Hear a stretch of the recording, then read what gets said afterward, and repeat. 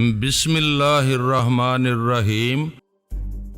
میں نے سوالیہ نظروں سے اس شخص کی طرف دیکھا تو سیٹھ واحد بولا، یہ کمرے میں موجود رہے گا، لیکن اس کی وجہ تمہیں ذرا بھی ہچکچاہٹ محسوس کرنے کی ضرورت نہیں ہے، تم گونگا اور بہرا ہی سمجھو اسے۔ میں نے ایک لمحے توقف کیا اور پھر دھیرے دھیرے حتی الامکان متاثر کن انداز میں بات شروع کی۔ تمام واقعہ اس کے دوران میری کوشش در حقیقت یہی تھی کہ اس معاملے میں اپنے آپ کو بے قصور ثابت کر سکوں اور یہ اشارہ بھی دے سکوں کہ استاد لبو اس کے ساتھ کچھ ایسا زیادہ مخلص بھی نہیں تھا۔ در حقیقت اس نے خود ہی اپنی موت کو دعوت دی تھی۔ جب میں نے استاد لبو کی ہلاکت کا ذکر کیا تو سیٹھ واحد کی آنکھوں میں بچی کھچی خوش خلقی کے آثار بھی مفقود ہو گئے تھے۔ اس کی رنگت ایک لمحے کے لیے متغیر ہوئی، لیکن وہ بظاہر تحمل سے میری بات سنتا رہا۔ اس کے ذہن میں اگر کوئی طوفان برپا تھا تب بھی اس نے اس کا اظہار نہیں کیا۔ اس نے مجھے کسی لفظ پر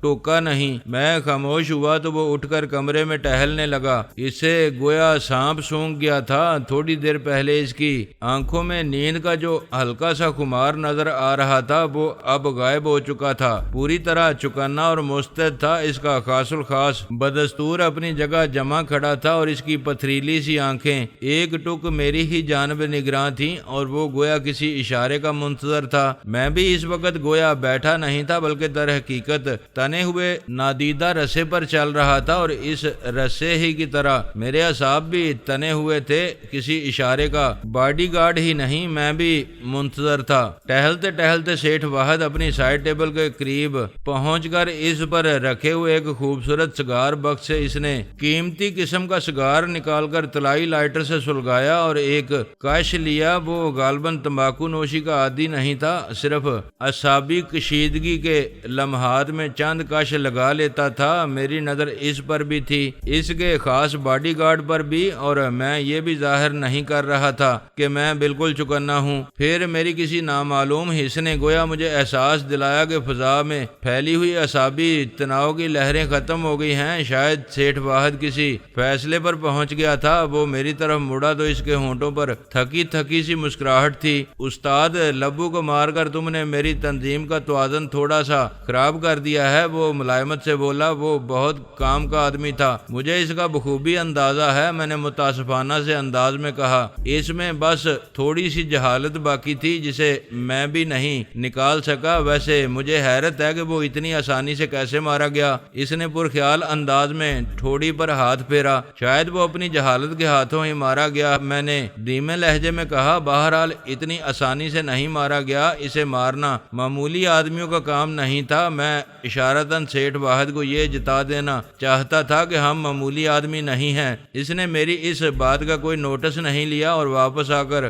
اپنی کرسی پر بیٹھتے ہوئے بولا، اس حادثے سے مجھے ایک جھٹکا لگا ہے، گو کہ اب میں کافی حد تک جھٹکا پروف ہو چکا ہوں۔ بہرحال اس نے کندھے اچکائے، اس حادثے کی اطلاع لے کر تمہارا خود یہاں چلے آنا اور بلا کم و کاست ہر بات بیان کر دینا مجھے اچھا لگا، اور در حقیقت تمہارے اسی اقدام سے مجھے تمہارے بے قصور ہونے کا یقین آیا ہے۔ اگر تم مجھ سے رابطہ قائم نہ کرتے اور میری اپنے تفتیشی ذرائع سے یہ بات مجھ تک پہنچتی تو شاید بات بگڑ جاتی اور ہمارے درمیان غلط فہمیوں کا دور ہونا بہت مشکل ہو جاتا۔ میں ایک بار پھر تمہاری دور اندیشی اور معاملہ فہمی کی داد دیتا ہوں۔ پہلی بار تم اس وقت بھی مجھے دور اندیش اور معاملہ فہم معلوم ہوئے تھے جب تم قاسم خان کے نمائندے کی حیثیت سے میرے پاس آئے تھے۔ یہ آپ کی عنایت اور شفقت ہے، میں نے انکساری سے کہا۔ میں اپنے معاملات دراصل حتی الامکان سیدھے رکھنا چاہتا ہوں۔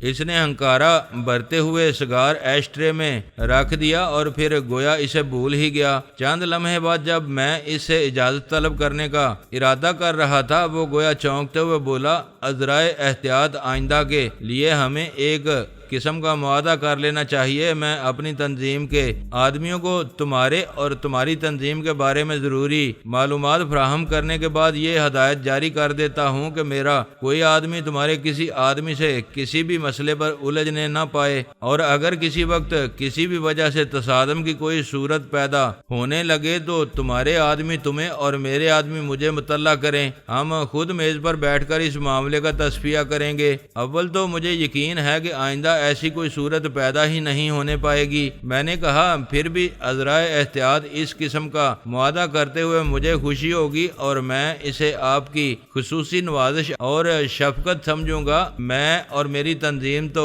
سختی سے جیو اور جینو دو کے اصولوں پر کاربند ہے۔ ہم لوگ اپنے آدمیوں کے لیے گروہ کا لفظ استعمال نہیں کرتے تھے۔ ٹھیک ہے تو پھر آج سے یہ معاہدہ رہا۔ اس نے میری طرف ہاتھ بڑھایا، میں نے گرم جوشی سے اس سے ہاتھ ملایا۔ ہمارے بیشتر معاہدے اسی طرح زبانی طے پاتے تھے۔ اس کے ساتھ ہی میں اجازت چاہوں گا، میں نے اٹھتے ہوئے کہا۔ اس ملاقات سے میرے اعصاب پر سے بہت بڑا بوجھ ہٹ گیا ہے، لیکن میرے اعصاب پر تم بوجھ بڑھا کر جا رہے ہو، سیٹھ واحد بولا۔ استاد لبو کی موت سے اگر واقعی آپ کے لیے کوئی ایسا خلا پیدا ہو گیا ہے جسے جلد پور نہیں کیا جا سکتا تو کچھ عرصے کے لیے میں خود آپ کی خدمت کے لیے حاضر ہوں، میں نے مخلصانہ لہجے میں کہا۔ میری یہ پیشکش آئندہ چند ماہ کے لیے یوں برقرار رہے گی کہ کسی بھی سلسلے میں آپ کی کوئی ایسا مرحلہ درپیش ہو جس کے لیے آپ سمجھتے ہوں کہ کسی خاص ہی آدمی کی ضرورت ہے تو آپ مجھے یاد فرمائیں۔ میرے پاس کئی بے مثل قسم کے آدمی موجود ہیں اور اگر میں نے ان میں سے بھی کسی کو موضوع نہ سمجھا تو خود آپ کی خدمت کے لیے حاضر ہو جاؤں گا، بشرطے کہ آپ نے مجھے اس قابل سمجھا۔ اس پیشکش سے تم نے میرا دل خوش کر دیا، وہ واقعی کھل اٹھا۔ مجھے جو ایک نقصان کا احساس ہو رہا تھا میں اسے بھول گیا ہوں۔ اپنا یہ وعدہ یاد رکھنا۔ کیا ہم لوگ بھی کبھی اپنے وعدے بھول سکتے ہیں؟ میں نے اس کی آنکھوں میں جھانکا۔ اس نے ایک بار پھر گرم جوشی سے مجھ سے مصافحہ کیا اور میں اسے خدا حافظ کہہ کر باہر آ گیا۔ دروازے سے کچھ ہی فاصلے پر ایک کیبن کے قریب ڈھیلے ڈالے سوٹ والا وہی قدور اور بظاہر بے حد خلیق و ملنسار آدمی کھڑا تھا جو غالباً سیٹھ واحد کا غیر رسمی پروٹوکول آفیسر تھا۔ مجھے دیکھتے ہی اس کے ہونٹوں پر مشینی سی انداز میں ملنسارانہ مسکراہٹ آ گئی اور وہ گردن کو خم دیتے ہوئے بولا، آئیے میں آپ کو دروازے تک چھوڑاؤں، اس کی زحمت کی ضرورت نہیں، میں چلا جاؤں گا۔ میں نے خشک لہجے میں کہا۔ اس کے باوجود وہ مجھے دروازے تک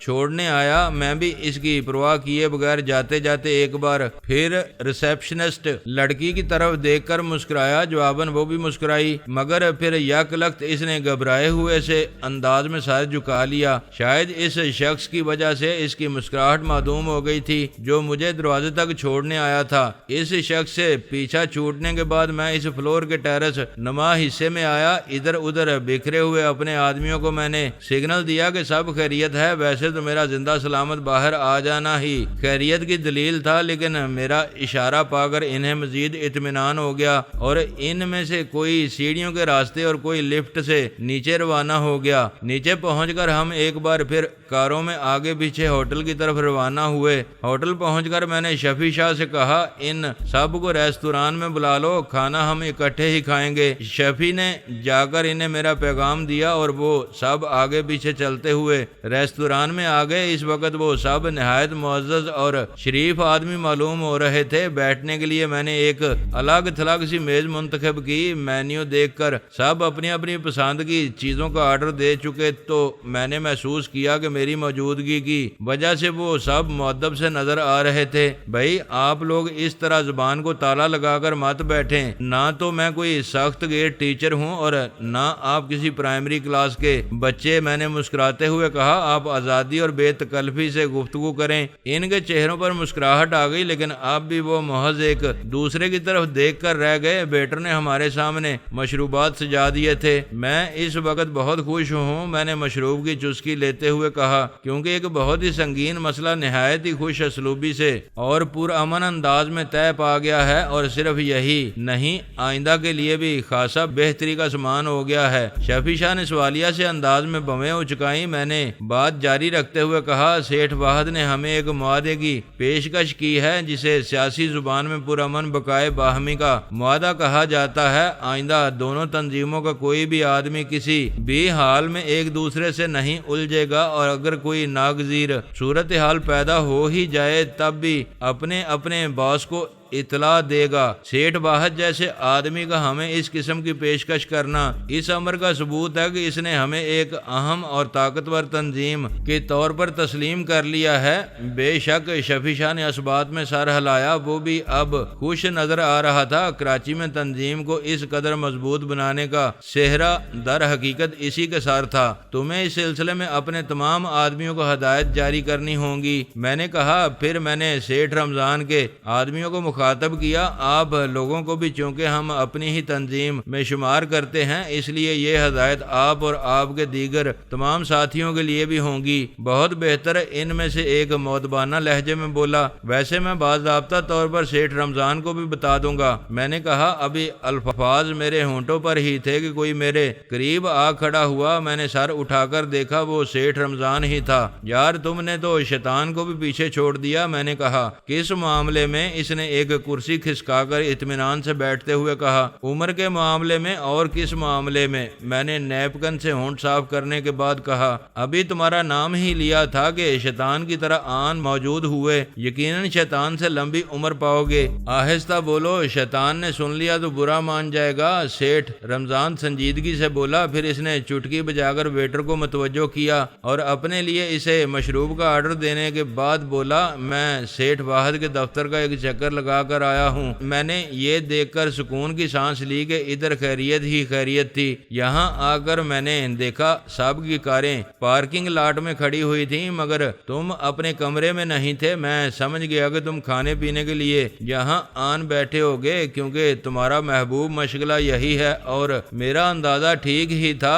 ابھی کھانے کا وقت نہیں ہوا مگر تم آ کر میدان میں ڈٹ گئے ہو اور ساتھ ان لڑکوں کو بھی لے آئے ہو۔ بھائی کھانے کا وقت وہی ہے جب بھوک لگ جائے۔ میں نے کہا، پیٹ کو گھڑی میں وقت دیکھنا نہیں آتا۔ ٹھیک ہے، تو پھر میں بھی تمہارے ساتھ رہ کر اپنی عادت بگاڑ لیتا ہوں، میرے لیے بھی کچھ منگواؤ۔ سیٹھ رمضان نے گویا بڑی مجبوری کے عالم میں کہا۔ کھانے کے دوران میں نے اسے سیٹھ واحد سے ملاقات کا احوال سنایا۔ معاہدے کا ذکر سن کر وہ خوشی سے کھل اٹھا۔ سیٹھ واحد کی تنظیم ملک میں پہلے نمبر پر ہے، وہ بولا۔ اس نے ہمیں اتنی اہمیت دی ہے کہ اب ہم اپنے آپ کو نمبر 2 سمجھ سکتے ہیں، اور میرا خیال ہے وہ دن دور نہیں جب ہم نمبر 1 ہوں گے۔ دیکھو کیا ہوتا ہے، میں پیش گوئیاں کرنے کا قائل نہیں ہوں۔ میں نے کہا، وقت بڑی ظالم چیز ہے، دعوے کرنے والوں کے دعوے بعض اوقات اس طرح ان پر دے مارتا ہے کہ شکل بھی نہیں پہچانی جاتی۔ ہاں یہ تو ہے، سیٹھ رمضان نے سنجیدگی سے سر ہلایا۔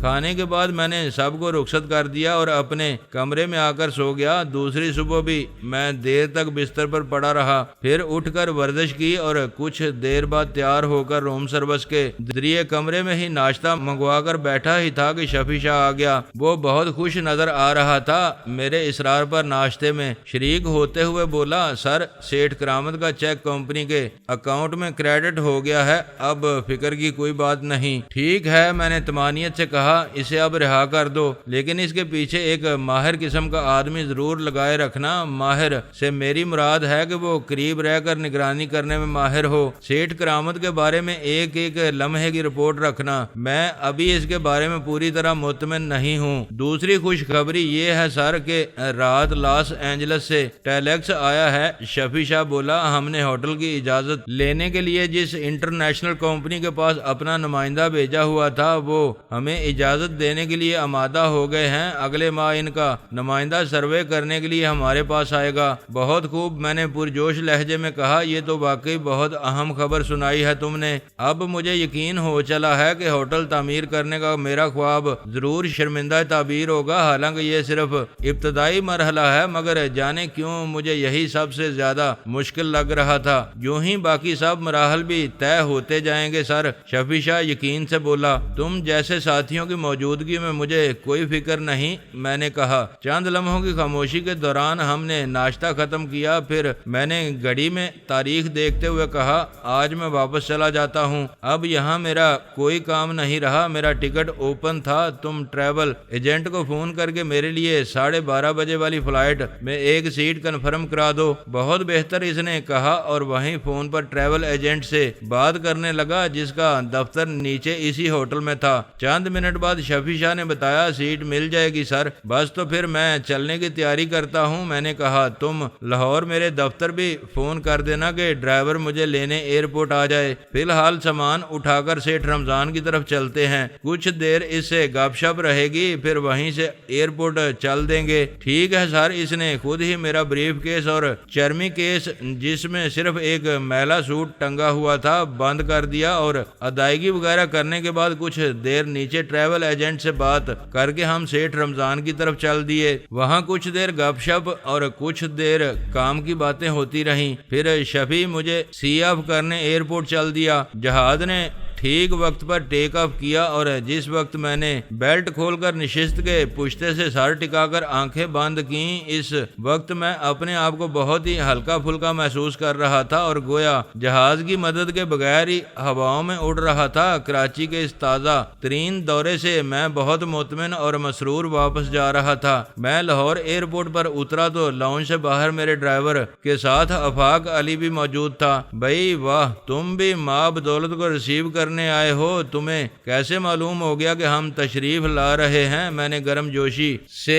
اس کا ہاتھ ملا کر شگفتہ لہجے میں کہا۔ میں اس وقت آپ کے ایکسپورٹ والے آفس میں بیٹھا تھا جب آپ کے آدمی کا فون آیا کہ آپ 12:30 والی فلائٹ سے کراچی سے روانہ ہو رہے ہیں۔ آفاق نے اپنے مخصوص مربیانہ انداز میں مسکراتے ہوئے کہا، میں اس وقت در حقیقت آپ کو فون کرنے کا ارادہ کر ہی رہا تھا کہ آپ آج ضرور پہنچ جائیں۔ کیوں، خیریت؟ میں نے پوچھا۔ کل ہماری فلم کی مہورت ہے سر، میڈم سرور جہاں کے گانے سے فلم کا آغاز ہو رہا ہے، تمام اخباری نمائندوں کو بھی مدعو کیا ہوا ہے۔ میں نے اچھی خاصی شاندار تقریب ہوگی، اس نے بتایا۔ اوہ بہت خوب، میں نے تحسین آمیز انداز سے اس کی طرف دیکھا۔ تم تو بہت تیز دوڑ رہے ہو، جاکی اچھا ہونے سے بھی گھوڑے کی رفتار میں فرق پڑتا ہے، وہ بولا۔ تم نے کاسٹ فائنل کر لی؟ میں نے پوچھا۔ خاص کرداروں کے لیے تو میں نے سب سے کنٹریکٹ بھی سائن کرا لیے ہیں، ہیروئن کا معاملہ ہمارے یہاں پہلے ہی سے طے ہے، وہ بولا۔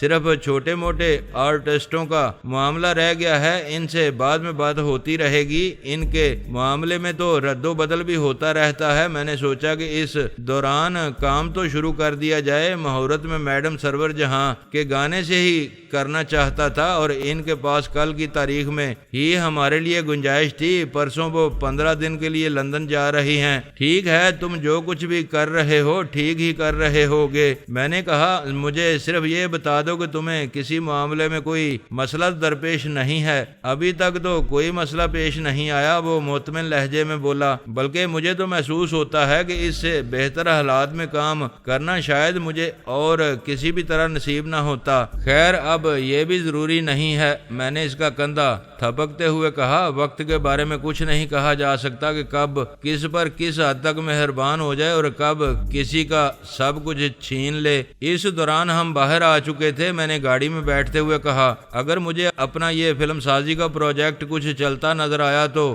تم اس میں ایک طرح سے میرے پارٹنر ہو جاؤ گے۔ آفاق، اس کی کیا ضرورت ہے سر، وہ گہری سنجیدگی سے بولا۔ میں اس کے بغیر بھی اسی تندہی اور لگن سے آپ کے لیے کام کرتا رہوں گا، وہ تو مجھے یقین ہے، لیکن اب میں اپنے کاروبار کا سٹائل یہی بنا رہا ہوں کہ نئے پروجیکٹ شروع کرتا جاؤں اور جو لوگ ان منصوبوں کو منافع بخش بنائیں انہیں ان میں شریک کرتا جاؤں، تاکہ ان کے مفادات ہمیشہ کے لیے ان اداروں سے وابستہ ہو جائیں۔ اداروں کو شروع کرنے اور ان میں ابتدائی سرمایہ کاری کرنے کا رسک میں لوں گا۔ آگے لوگوں کی محنت اور قدرت کی منشا ہے کہ کون سے ادارے ترقی کرتے ہیں اور کون سے مجھے بند کرنے پڑتے ہیں۔ میں نے وضاحت کی، آپ کی چونکہ نیت ٹھیک ہے اور قدرت بھی فی الحال آپ پر مہربان ہی نظر آتی ہے، اس لیے مجھے یقین ہے کہ آپ کا قائم کیا ہوا کوئی ادارہ آپ کو بند نہیں کرنا پڑے گا۔ آفاق، یوں آنکھیں بند کر کے اعتماد کرنے کی عادت اور روپے پیسے سے اس قدر بے نیازی میں نے بہت کم لوگوں میں دیکھی ہے۔ سچی بات ہے، یہ دونوں عادتیں مجھ میں اس وقت ہی موجود ہوئی ہیں جب میں ان کا متحمل ہو سکتا ہوں۔ ہوں۔ میں نے کہا اس وقت میں اس پوزیشن میں ہوں کہ میری ان عادتوں کی بدولت اگر 2-4 لاکھ کا نقصان ہو جائے تو میں برداشت کر لوں گا اور ایک تجربہ حاصل ہو جائے گا۔ کوئی زمانہ تھا میں کسی پر روپے کی رقم کے سلسلے میں بھی بھروسہ نہیں کر سکتا تھا کیونکہ میں اس کا متحمل نہیں ہو سکتا تھا۔ صاحب حیثیت ہونے کے باوجود کسی پر بھروسہ کرنے کے لیے بڑا حوصلہ چاہیے صاحب۔ آفاق گہری سانس لے کر بولا، ورنہ میں نے زیادہ تر یہی دیکھا ہے کہ جوں جوں دولت بڑھتی جاتی ہے آدمی کا دل چھوٹا ہوتا جاتا ہے۔ ایک لمحے کے توقف سے وہ بولا، شکر ہے کہ آپ کے معاملے میں ایسا نہیں ہوا، شاید اسی لیے میں دوسروں کی نسبت زیادہ تیزی رفتاری سے ترقی کر رہا ہوں۔ یقیناً یہی وجہ ہے، آفاق بولا۔ اس وقت ہم میاں میر والا پل عبور کر کے گلبرگ کی طرف مڑ چکے تھے۔ چند لمحے کے توقف کے بعد آفاق بولا، کل مہورت کے وقت پریس کے نمائندے اسٹوڈیو میں موجود ہوں گے، کچھ تصویروں وغیرہ وہیں بنے گی، پھر انہیں انٹرکان لے جایا جائے گا۔ جن کے پاس کوئی سواری نہیں ہوگی ان کے لیے ہماری اسٹیشن ویگن اسٹوڈیو میں موجود ہوگی۔ انٹرکان میں آپ کی پریس کانفرنس سے خطاب کریں گے اور اخباری نمائندوں کے سوالوں کے جواب دیں گے۔ ہماری ہیروئن ستارہ اور ہیرو وغیرہ بھی موجود ہوں گے۔ اس کے بعد پرتکلف ڈنر ہوگا۔ امید ہے ہمیں بہت اچھی کوریج ملے گی۔ ہو سکے تو آپ پریس کانفرنس کے لیے کچھ تیاری کر لیجئے گا۔ تیاری کی تو کوئی خاص ضرورت نہیں، وقت پر ہی دیکھا جائے گا کہ کیا بولنا ہے۔ لیکن کیا؟ اس نے مجھے ہچکچاتے دیکھ کر پوچھا۔ دراصل میں نہیں چاہتا کہ میری ذات کو شہرت ملے، میں نے دھیمے لہجے میں کہا۔ میں زیادہ لوگوں کی نظروں میں آنا نہیں چاہتا۔ میں چاہتا ہوں کہ صرف ان فلموں کو شہرت ملے جو ہم شروع کر رہے ہیں، اور وہ بھی صرف اس لیے کہ یہ شوبز کی دنیا ہے۔ اس میں ہم جو پروڈکٹ بھی دیں گے اس کی کامیابی کے لیے معیار کے ساتھ ساتھ اس کی شہرت بھی اہم کردار ادا کرے گی۔ لیکن سر، پروڈکشن کو شہرت بھی تو تبھی ملے گی جب پروڈیوسر آگے آئے گا۔ آفاق بولا، آپ کو شہرت سے گھبرانا نہیں چاہیے، شہرت کچھ فائدہ ہی دیتی ہے، نقصان نہیں۔ شاید وہ درست ہی کہہ رہا تھا، مگر مجھے جانے کیوں ایک انجانا سا خوف محسوس ہوتا تھا اس بات سے کہ میں بہت زیادہ لوگوں میں پہچانا جاؤں، بہت زیادہ جگہوں پر میرے تذکرے ہوں۔ مجھے ایسا اندیشہ سا محسوس ہوتا تھا جیسے میرا کوئی راز افشاں ہو جائے گا، میری کوئی حقیقت عریاں ہو جائے گی۔ خیر، دیکھا جائے گا، میں نے طویل سانس لے کر کہا۔ کل میں اپنے آفس میں مصروف رہوں گا، مال والے آفس میں۔ پھر میں نے اضافہ کیا، یہاں مال سے مراد سڑک ہے، ویسے تم چاہو تو دوسرا مال بھی سمجھ سکتے ہو، کیونکہ فی الحال وہی ایک آفس ہے جس سے میں سب سے زیادہ مال کما رہا ہوں، باقی سب جگہ تو فی الحال مال خرچ ہو رہا ہے۔ تم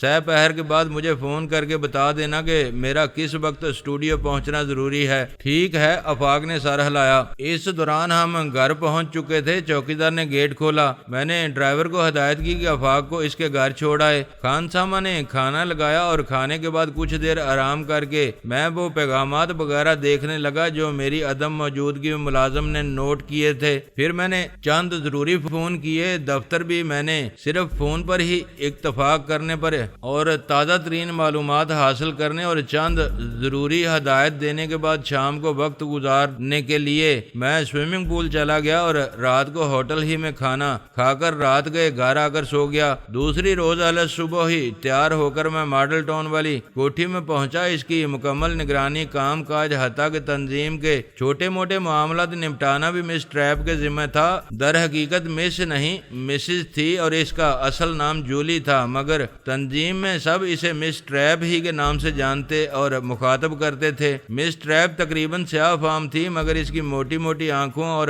ملیح رنگت میں غضب کی مقناطیسی کشش تھی۔ اس بت کا فساد سراپا بھی کچھ ایسا ہی تھا کہ بڑے بڑے پارساؤں کو پیش قدمی کرنے کی سوجنے لگتی تھی، مگر اس کے قریب پھٹکنے والوں کو عموماً زمین چاٹنی پڑتی تھی۔ ہماری تنظیم میں تو سب ہی اس بات سے واقف تھے، اس لیے اس کے سامنے سب اپنے کام سے کام رکھتے تھے۔ زیادہ ہوا تو ہلکا پھلکا مذاق کر لیا، وہ بھی کسی سینئر ساتھی نے، ہر ایک کی تو جرت نہیں ہوتی تھی۔ وہ اب 2 بچوں کی ماں تھی اور اس کا شوہر نہایت ہی خوبصورت آدمی تھا، مگر اس جادوگر عورت نے اسے نہ جانے خانسامہ بنایا ہوا تھا۔ وہ گھر پر ہی رہتا تھا اور گھر کے سارے کام کاج وہی کرتا تھا، بچے بھی سنبھالتا تھا۔ ان لوگوں کا کوارٹر کوٹھی کے پچھلے حصے میں تھا۔ ماڈل ٹاؤن والی والی کوٹھی کو ہم 2 نمبر کہتے تھے۔ میں جب 2 نمبر پہنچا تو الگ صبح بھی مس ٹریپ جینز جیکٹ اور پالش شدہ چمکیلے جوتے پہنے، بالوں کا خوبصورت جوڑا بنائے، بالکل تیار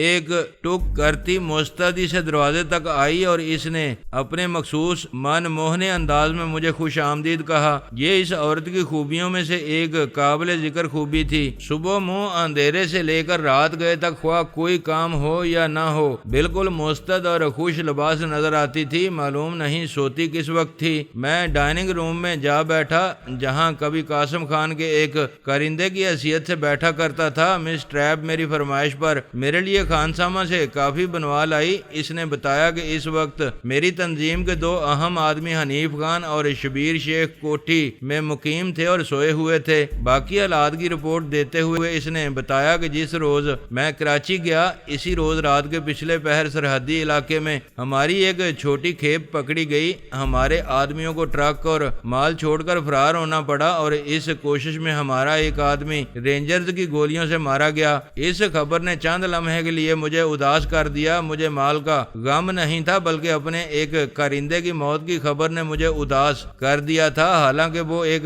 غیر اہم اور نو آموز کرندہ تھا، مگر اب اپنے کسی بھی ساتھی کی موت سے گویا میرے دل کو کچھ ہونے لگتا تھا۔ مجھے اپنے نو آموزی کے وہ دن یاد آ جاتے تھے جب میں بھی یوں ہی جان ہتھیلی پر لیے پھرتا تھا۔ ہر انسان اپنی جگہ ایک کائنات ہوتا ہے، اس میں ان گنت خوبیوں کے گھر بستے ہیں، اس سے جانے کتنی اور بھی ہستیاں وابستہ ہوتی ہیں۔ اس کے مرنے سے پورا ایک نگر اجڑ جاتا ہے، ایک کہانی ختم ہو جاتی ہے۔ دشمن اور خصوصاً بدطینت دشمن کی موت پر تو میرے دل کو کچھ نہیں ہوتا تھا، مگر وہ لوگ جو میرے لیے کام کرتے تھے ان کی موت پر اب میرے دل کو جو کیفیت ہوتی تھی اس سے ایک بات ظاہر ہونے لگی تھی، اور وہ کوئی اچھی بات نہیں تھی کہ اب میں اپنی لائن کے لیے موزوں آدمی نہیں رہا تھا۔ اس لائن میں تو کرندوں کی اہمیت شطرنج کے مہرے سے زیادہ نہیں ہوتی، ایک پیٹ گیا تو دوسرا آگے بڑھا دیا، لیکن میری افسردہ دلی بتاتی تھی کہ اب میں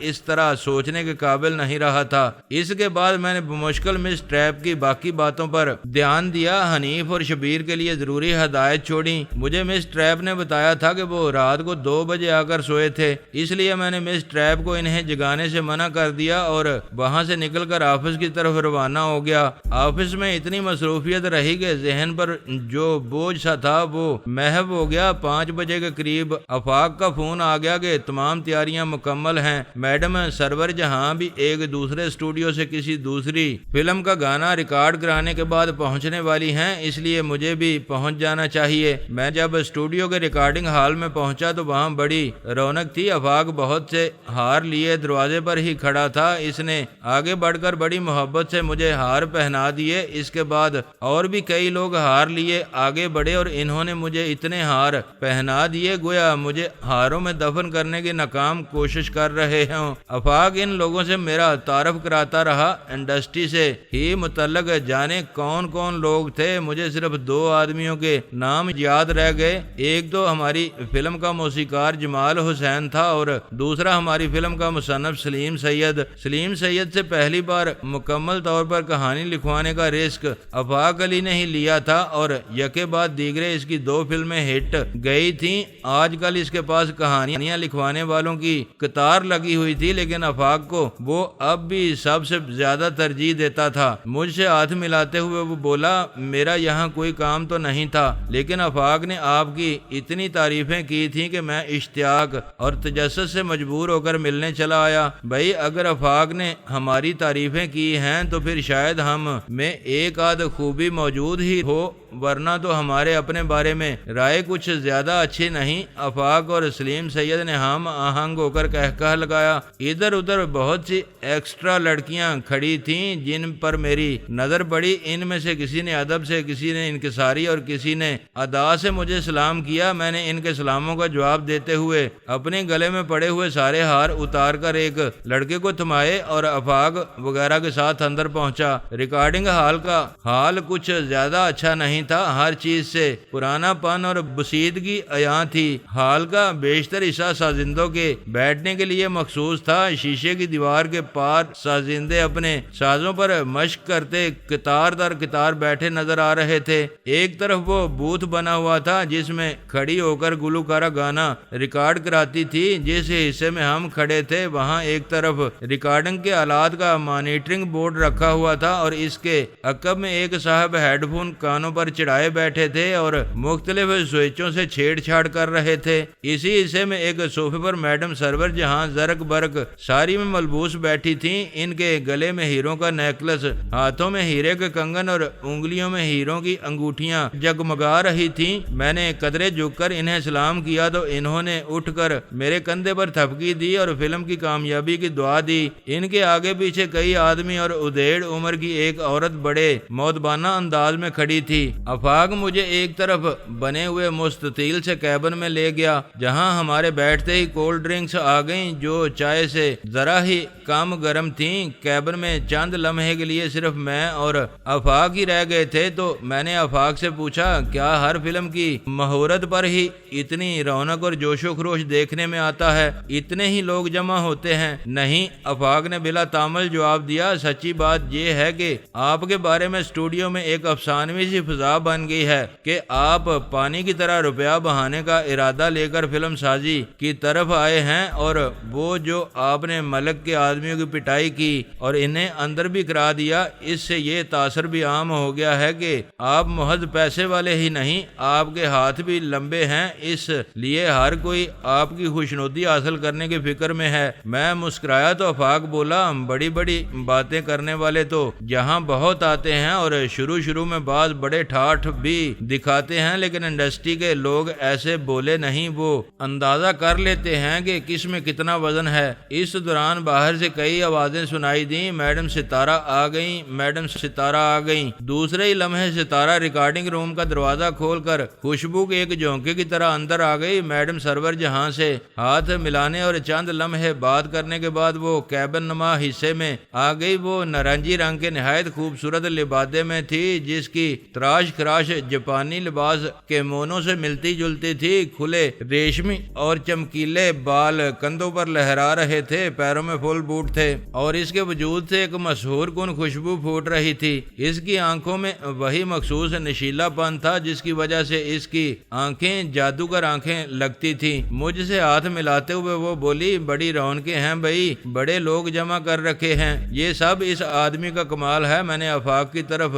اشارہ کیا جو ستارہ کی موجودگی میں قدرے نروس سا ہو چکا تھا مگر حتی الامکان پرسکون نظر آنے کی کوشش کر رہا تھا۔ دفعتاً ایک لڑکا اندر آ کر مودبانہ سے لہجے میں آفاق سے مخاطب ہوا، سر وہ میڈم سرور جہاں کہہ رہی ہیں کہ ان کے پاس وقت کم ہے، جلدی کام نپٹائیں۔ بالکل بالکل، آفاق اٹھتے ہوئے بولا۔ پھر وہ مجھ سے مخاطب ہوا، آئیے پہلے دعا کر لیں۔ ہم باہر آئے، آفاق نے دعا کا اعلان کیا اور لوگ نہایت سنجیدگی سے ہاتھ اٹھا کر دعا مانگنے لگے۔ میں نے بھی دعا کے لیے ہاتھ اٹھائے اور دل ہی دل میں کہا، اے رب عظیم، ہے تو بڑی مضحکہ خیز سی بات کہ ہم تجھ سے اس چیز کی کامیابی کی دعا مانگ رہے ہیں جس کی تیرے احکامات میں گنجائش ہی نہیں، مگر ہم کیا کریں، تو صرف سالے لوگوں ہی کا خدا نہیں، ہم گناہ گاروں کا خدا بھی تو ہی ہے، تیرے سوا ہم کس سے مدد مانگ سکتے ہیں۔ دعا ختم ہوئی تو میڈم سرور جہاں گانا ریکارڈ کرانے کے لیے بوتھ میں چلی گئیں۔ ایک مرتبہ فائنل ریہرسل ہوئی اور دوسری مرتبہ میں گانا ریکارڈ ہو گیا۔ پنجابی گانے کی اس دھن کو میں نے